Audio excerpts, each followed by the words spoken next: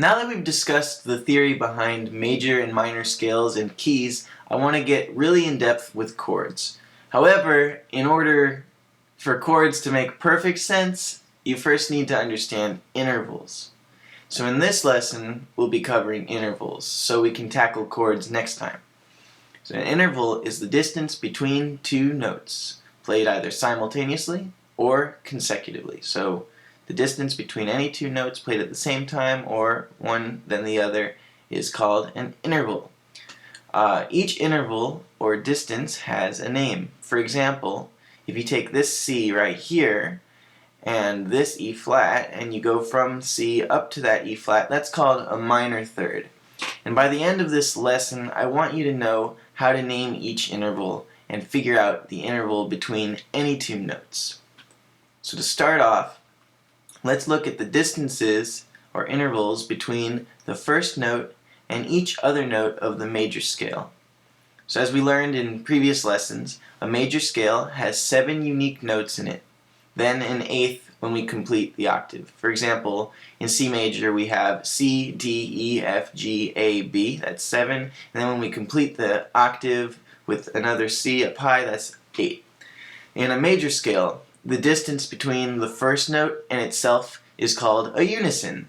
So if you play C and then you play it again in the exact same octave in the exact same spot, that's a unison. So the name of that interval is a unison. The distance between the first and second note in a major scale is called a major second. So we're just going through each interval and we're just going to say what the names are, which will be a helpful way for you to get your first exposure to it. But don't worry about memorizing all this right now. Okay, so first note, if you play it once and then you play the exact same note again, that's a unison. If you play the first note, then the second note, that's a major second. So in a C major scale, C to D is a major second, which is the same thing as a whole step, by the way. Then the first and third note are a major third apart. So in this instance, C to E is a major third. The first and fourth note are a perfect fourth apart. So in the key of C, C is a perfect fourth from F. So C up to F, C, D, E, F, that's a perfect fourth. The first and fifth are a perfect fifth apart. So C to G is a perfect fifth. The first and sixth are a major sixth apart. So C to A is a major sixth. The first and seventh are a major seventh apart. And the first up to the eighth, which is just the first again but up higher, is an octave. So C up to C is one octave.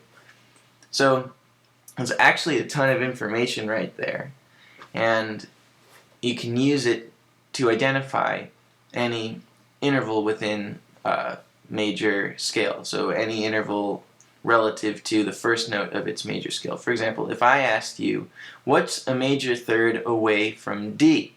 You could just form a D major scale in your head, then you count up 1, 2, 3 to the third note in that scale, and that's your answer. So first you form a D major scale using the methods from the second and third part of the series, which basically you can use the formula of whole steps and half steps from lesson 2, or you can recall the key from lesson 3. And you'll find that the D scale is D, E, F sharp, G, A, B, C sharp. And so if you want to find a major third from D, you take that scale and you say D is 1, E is 2, okay, F sharp is 3. So your major third away from D is F sharp. Using this method, see if you can tell me what's a major third up from F. So, and also see if you can tell me what's a perfect fifth up from G. So to get the major third up from F, you have to count up 3 notes in the F major scale. So you have to figure out the F major scale and using the methods from the previous lessons. So you get F, G, A, B flat, C, D, E. And so what you do is you count up 3 notes, F, G, A. So A is the major third from F. To get the perfect fifth up from G, you have to find the G major scale, and then you count up to the 5th note of the G major scale. G, A, B, C, D. So D is the perfect fifth higher than G. So those are the basic intervals found in the major scale. And now I'm going to show you how those names change when you sharpen or flatten them. So you can modify these intervals, and then suddenly they get different names to signify these modifications. So the intervals labeled as major, such as a major second or major third, major sixth, major seventh, they become minor when you flatten them. So for example, C to D is a major second, but C to D flat is called a minor second. C to A is a major sixth, but C to A flat is a minor sixth. If you sharpen these intervals, they become augmented. So if you flatten them, they become minor. If you sharpen them, they become augmented. So C to D is a major second, but C to D sharp is an augmented second. C to A, that's a major sixth, but C to A sharp is an augmented sixth. So for the intervals labeled as perfect, which are the perfect fourth and the perfect fifth, the perfect fourth and perfect fifth become diminished when you flatten them. So when you flatten, for example, in the key of C, C to F, if you flatten F, that becomes a diminished fourth. If you go C to G, which is a perfect fifth, and you flatten G, C to G flat is a diminished fifth. When you sharpen these perfect intervals, they become augmented, just like the major intervals do. So C to F is a perfect fourth, but C to F sharp is an augmented fourth. C to G, that's a perfect fifth, but C to G sharp is an augmented fifth. So here's a big fat list of the interval names we've covered so far using that information. It's just a ton of them. But they just follow those simple rules of what happens when you sharp or flat a major interval and what happens when you sharp or flat a perfect interval. And you'll see a whole bunch of options here listed. And a lot of these intervals are kind of redundant. They describe the same distance but have different names. For instance, the major third, C to E, and the diminished fourth, C to F flat, are the same because F flat is really just E. So C to E and C to F flat is like saying C to E and C to E. We end up using these redundant intervals in a descriptive musical analysis sense later in theory, like in more advanced compositional descriptions. We do tend to say things like C to F flat. But right now, for the most part, there are some intervals that are much more commonly used to describe music, and I want to focus on those. So I'm going to cut this list down a little bit and remove some of the redundant intervals that are less common. And when we remove all these redundancies, we have a new list with only a few redundancies that are still, those are like important redundancies. And so we have a simpler list, and we'll work from this list. So here you see it. And this is one I would study a little more than the previous, just because these are the intervals that are the most commonly used to describe all these distances. So let's do some exercises to help all this stuff stick in your brain hole, because it is a lot of information at once, but once you start naming intervals and going through the process, it's not that complicated.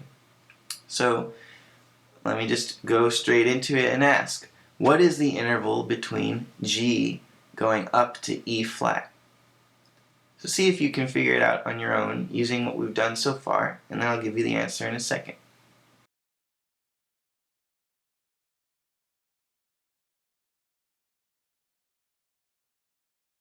So first, to find this, you would count from G to E, because it's some form of G to some form of E flat, so you can at least get an idea of what the number's going to be. So you can go G1, A2, B3, C4, D5, E6. So we're going to deal with some sort of sixth. G, A, B, C, D, E. Okay, so G to E is a sixth of some sort, and we're looking for G to E flat. So you want to ask yourself, in the key of G, is E natural or is E flat? So do we have an E or an E flat in the key of G? So a G major scale is G, A, B, C, D, E, F sharp. So that means that G to E is a major sixth, because within the major scale you have and E natural, so within the G major scale. So you go G, A, B, C, D, E. So E is your major sixth. So if we're looking for G to E flat, that means we're going to flat our major sixth, which turns it into a minor sixth. So G to E flat is a minor sixth. So let's try another one. What's the interval between B and F? See if you can do it on your own, and I'll tell you in a sec.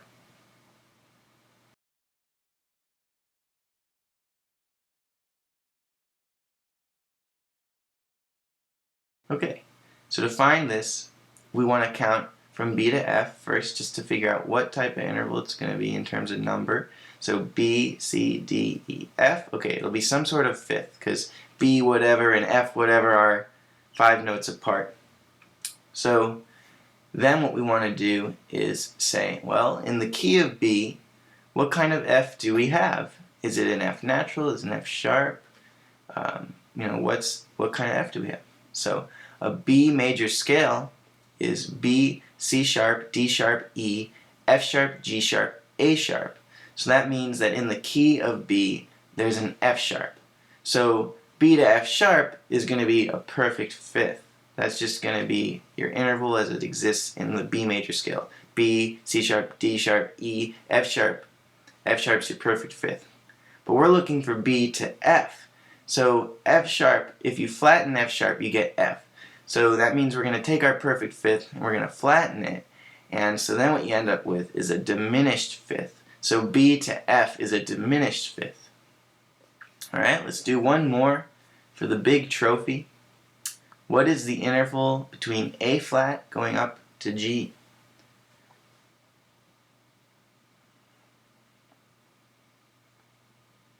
Alright, first let's count from A to G just to see what number it's going to be.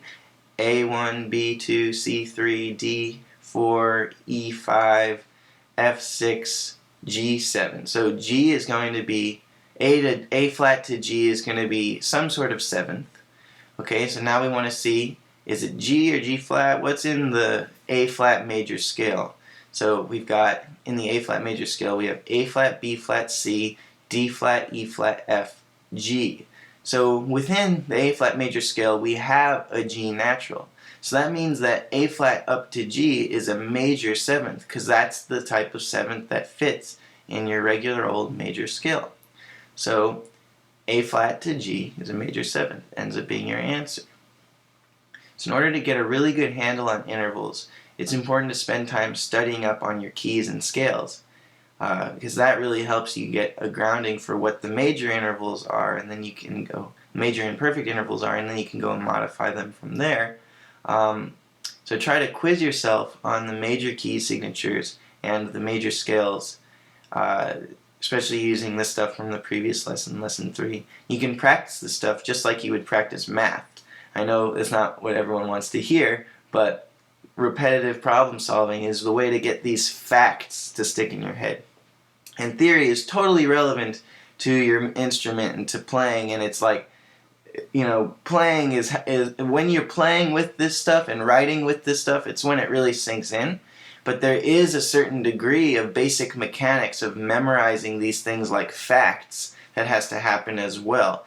Just like you can use your multiplication tables, which is the analogy I always use. You can use your multiplication tables to do creative problem solving. You can use it in day-to-day life. But at some point you had to sit down and be like, 4 times 4 is 16. 4 times 4 is 16. And not just count 4 plus 4 is 8 plus 4 is 12 plus 4 is 16. But you had to just keep going through the process of answering that question. So ask yourself, what notes are in the key of C sharp major? And figure it out using everything we've learned so far. And then ask yourself, what's the interval between C sharp and F? Is that a perfect fourth? Is that a diminished fourth? Is that an augmented fourth? What is that? And we might as well answer that question because I asked it. C sharp to F.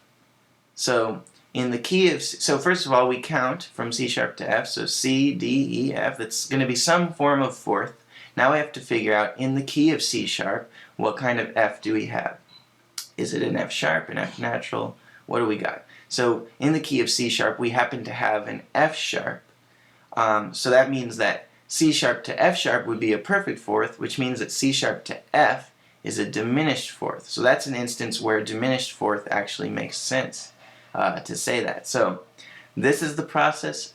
Try to practice it as much as you can till it feels like a smooth process and you get it. And then next time we'll hit chords, and if you practiced everything that we've gone over so far and worked on it and thought about it, chords are going to be easier than they've ever been to understand. And then we'll be done with the first part of this series and ready to move on to the guitar parts.